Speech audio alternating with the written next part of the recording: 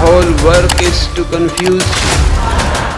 मैं हर एक विषय पर बोला, दुनिया ने सिर्फ काम सुना। सोचिए दोस्तों, आप इतने इन्फ्लुएंसिव इंसान हो जाते हैं, यूएसए में आपके नाम का एक शहर होता है और लोग आपको भगवान का दर्जा देने लगते हैं। बात कर रहे हैं ओशो के बारे में। कहा जाता है जिसने भी ओशो से तर्क किया वो लहूलुहान होकर लौटा। 11 दिसंबर 1931 में ओशो का जन्म हुआ था और ऐसा माना जाता है महात्मा बुद्ध के बाद अगर ऐसा कोई व्यक्ति हुआ जिसके समक्ष बैठकर आप दिलो दिमाग से उसके हो जाए, वह आचार्य रजनीश ओशो थे। ओशो के नाना नानी अपनी किताब स्वर्णिम बचपन की यादों में बताते हैं जब ओशो का जन्म हुआ था वह 3 दिन तक ना रोए थे ना हंसे थे, लेकिन 3 दिन के पश्चात 3 दिन के बाद वो रोए भी और हंसे भी। ओशो बचपन से ही बहुत शरारती रहे। वो अपने लेक्चर्स में बताते हैं कि वो कैसी शरारतें किया करते थे, जैसे कि आपसे और हमसे भी पूछा जाता है अकल बड़ी या भैंस। ऐसे ही ओशो के दादा को भी आदत थी ये पूछने की, अकल बड़ी या भैंस। तो एक रोज ओशो के दादा ने ओशो से पूछ लिया कि भाई ओशो ये बताओ अकल बड़ी या भैंस। वैसे दोस्तों ओशो तो नहीं कहा होगा, चंद्रमोहन कहा होगा, क्योंकि ओशो के बचपन का नाम चंद्रमोहन था। तो उन्होंने चंद्रमोहन से पूछा, चंद्रमोहन अकल बड़ी या भैंस? चंद्रमोहन ने जवाब दिया, जी भैंस बड़ी। अब दादा ने कहा, अच्छा चंद्रमोहन ये बताओ भैंस क्यों बड़ी? तो चंद्रमोहन यानी कि ओशो ने जवाब दिया, भैंस इसलिए बड़ी क्योंकि भैंस ऐसे फिजूल के सवाल नहीं पूछा करती, उस पर इतना वक्त नहीं है वो ऐसे क्वेश्चंस पूछेगी। तो ओशो बताते हैं उनके दादा ने फिर ये क्वेश्चंस कभी भी किसी से ना पूछा। सोचिए, जो बच्चा मात्र 11, 12, 13 साल की उम्र में शमशान घाट में इसलिए जाकर बैठ रहा है, वह मृत्यु को करीब से देखना चाहता है। वह यह देखता है वहां जाकर कि मृत्यु आखिर होती कैसी है। तो ओशो ऐसे ही थे। अब आप देखिए कि ओशो की साइकी क्या रही होगी, वो कैसे सोचते होंगे। ओशो बताते हैं कि उनके नाना बनारस में पुरोहित थे, तो उनकी कुंडली में उल्लेख था कि हर 7 साल बाद ओशो के जीवन में मृत्यु का योग है। अब ओशो के लिए क्यूरियोसिटी का विषय था जब ओशो को पता चला। जब ओशो 14 वर्ष के हुए, ओशो ने पास के एक शिव मंदिर में बैठकर अपनी मृत्यु का इंतजार करा था। वह अपनी मृत्यु का इंतजार 7 दिन करते रहे। एक रोज सांप आया, तब ओशो को लगा क्या बात है, मुझे आज मृत्यु प्राप्त होगी, मैं देख पाऊंगा मृत्यु कैसी होती है, लेकिन ऐसा नहीं हुआ। लेकिन बताते हैं वो इंसिडेंस ओशो की लाइफ का ऐसा था, ओशो को मृत्यु बोध हुआ था और ओशो की ज्ञान इंद्रियां वहां से ही खुली थी। 18 साल की उम्र आते आते ओशो ने हजारों किताबों को पढ़ा था। दोस्तों, जो लोग खुद से बाहर आए और अपने भीतर उतरे, उन सबके जीवन में एक पेड़ का जिक्र जरूर आता है, चाहे वो महात्मा बुद्ध हुए हो, ओशो हुए हो, स्वामी विवेकानंद हुए हो या शिरडी के साईं हुए हो। ओशो के जीवन में भी एक पेड़ का जिक्र आता है। ओशो बताते हैं वे अक्सर एक पेड़ के नीचे बैठा करते थे, जो कि मध्य प्रदेश में आज भी ओशो ट्री नाम से मौजूद है। तो ओशो को एक रोज उस पेड़ के नीचे बैठे बैठे मिस्टिकल एक्सपीरियंस हुआ। मिस्टिकल एक्सपीरियंस क्या होते हैं? जब आपकी कॉन्शियसनेस एकदम से जागृत हो जाती है, आपको ये एहसास होता है कि मैंने जीवन में सब पा लिया, अब इसके अलावा मुझे जीवन में कुछ नहीं चाहिए। ऐसे एक्सपीरियंसेस को मिस्टिकल एक्सपीरियंस कहा जाता है, यानी कि जब आपकी कॉन्शियसनेस अपने हाइयर लेवल पर पहुंच जाती है। तो मात्र 21 साल की उम्र में ओशो को ये मिस्टिकल एक्सपीरियंस हो गया था। ओशो के जीवन में उस पेड़ का बहुत अहम योगदान है और बहुत अहम भूमिका भी है। पूरी तरह से ओशो को ज्ञान का बोध होने के बाद भी ऐसा नहीं है कि ओशो ने अपनी स्टडीज को छोड़ दिया। ओशो ने BA और MA साइकोलॉजी में किया और स्वर्ण पदक भी हासिल किया। जी हाँ दोस्तों, ओशो गोल्ड मेडलिस्ट थे अपने विषय के, तो ये भी एक बहुत इंपॉर्टेंट जानकारी आपके लिए है। बाकी ओशो ने एक कॉलेज में पढ़ाया भी बतौर साइकोलॉजी के प्रोफेसर।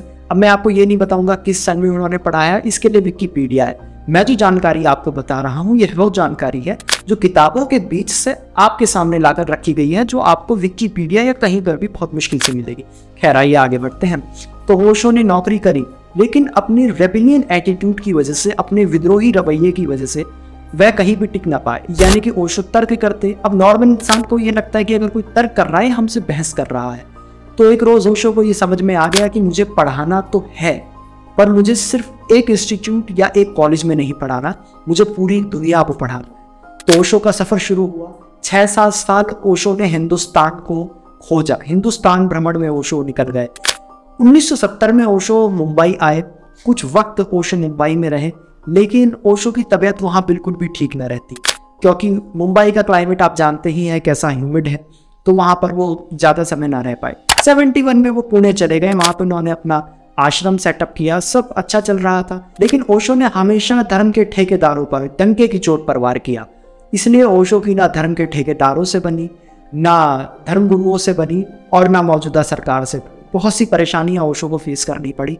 अंततः ओशो को इस बात का तो पता ही चल ही गया था कि अब हिंदुस्तान में और नहीं रहा जा सकता। तो 81 में ओशो यूएस से शिफ्ट हो गए। अब रजनीशपुरम वहाँ पे ओशो ने स्थापित किया। भाई अब रजनीशपुरम 200 एकड़ की बहुत बड़ी जगह थी। सोचिए एक व्यक्ति के नाम पे पूरा का पूरा शहर बस रहा है, तो कितनी बड़ी बात वो हो सकती है। लेकिन दोस्तों रजनीशपुरम एक बहुत ही अलग विषय है, इस पर हम अलग वीडियो पर हम बात करेंगे, उस पर एक अलग वीडियो मुझे बनानी पड़ेगी। लेकिन रजनीशपुरम में जब ओशो रहे वहाँ पर भी बहुत से विवाद छिड़ गए। उसकी मैं आपको अगर ऐतिहासिक पृष्ठभूमि बताऊं तो वो यूएसए में एक जिम जॉन्स नाम के व्यक्ति हुए थे। जिम जॉन्स भी ओशो की तरह अपनी बातों से लोगों को प्रभावित करने वाले और अपनी बातों से ही लोगों को मोह लेने वाले व्यक्ति थे। एक रोज क्या हुआ, 900 से ज्यादा लोग एक जगह एकत्रित थे। तो जिम जॉन्स ने कहा कि आपके सामने साइनाइड जहर रखा हुआ है, आप ये जहर पी लीजिए। तो दोस्तों 900 के 900 लोगों ने वह जहर पी लिया था और मास में लोगों की मृत्यु हुई थी। तो यूएसए की सरकार ऐसे लोगों से तो बहुत डरती थी जो लोगों को मास में इन्फ्लुएंस करते थे। दोस्तों जब ओशो यूएसए में थे तो ओशो की गिरफ्तारी भी हुई। अब यूएसए गवर्नमेंट को यह लगा कि चलो इनकी गिरफ्तारी हो गई, अब इनके समर्थक पंगा करेंगे, दंगा करेंगे, मारपिटाई करेंगे, पर ऐसा कुछ भी नहीं हुआ। ओशो जहाँ जाते वहाँ गीत सुनाई देते, वहाँ लोग नृत्य करते और बहुत ही प्यारे ढंग से ओशो का स्वागत किया जाता। तो जब यूएसए की गवर्नमेंट को ये समझ में आ गया कि इस व्यक्ति में कुछ बात तो है, लेकिन इसे अपने देश में भी भैया नहीं रखा जा सकता, तो ओशो को देश निकाला दे दिया गया। 5 साल के लिए वो यूएसए नहीं जा सकते थे और बहुत सारी कंट्रीज में ओशो का जाना निषेध था। तो ओशो दोबारा भारत आए, मनाली गए, दोबारा विश्व भ्रमण की तरफ ओशो चले गए और 1990 में ओशो की मृत्यु हुई। अब ओशो की मृत्यु भी एक बहुत बड़ा रहस्य है, इस पर भी हम कभी बात करेंगे। कोई कहते हैं कि ओशो को स्लो पॉइजन दिया गया था, कोई कहता है कि ओशो के जो करीबी लोग थे उन्होंने ही वही उनकी मृत्यु का कारण बने। इसमें बहुत सारी थ्योरीज हैं, इन पर हम बाद में बात करेंगे।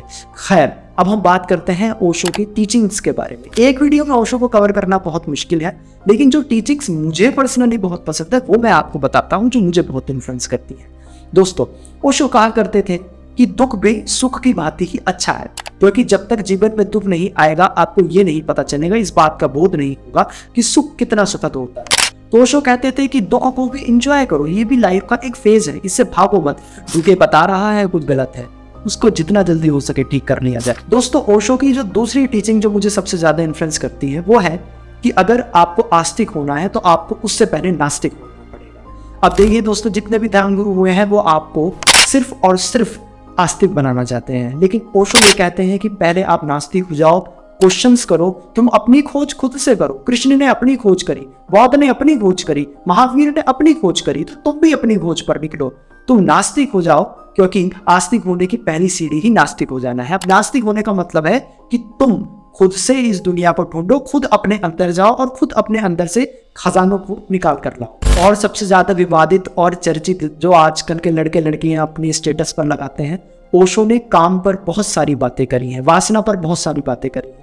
देखिए दोस्तों जीवन के हर एक पहलू पर बोल रहा है, वो काम पर भी बोलेगा ही बोलेगा। बस वही है, ओशो ने कहा है ना कि मैं हर एक विषय पर बोला, आपने सिर्फ काम सुना।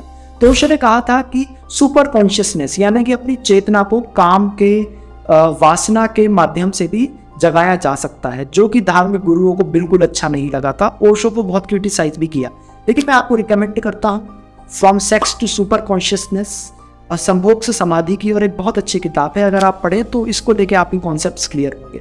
मैंने पढ़ी है तो मैं इस चीज को समझ सकता हूँ, आप पढ़ें तो आप भी समझेंगे। और आखिरी चीज, ओशो कहते थे कृष्ण ने जो कहा, बुद्ध ने जो कहा, नानक ने जो कहा, बहुत अच्छी बात है, उसका सम्मान है, उसको मानिए, लेकिन आप एक वक्त आकर उसको मिटा दीजिए।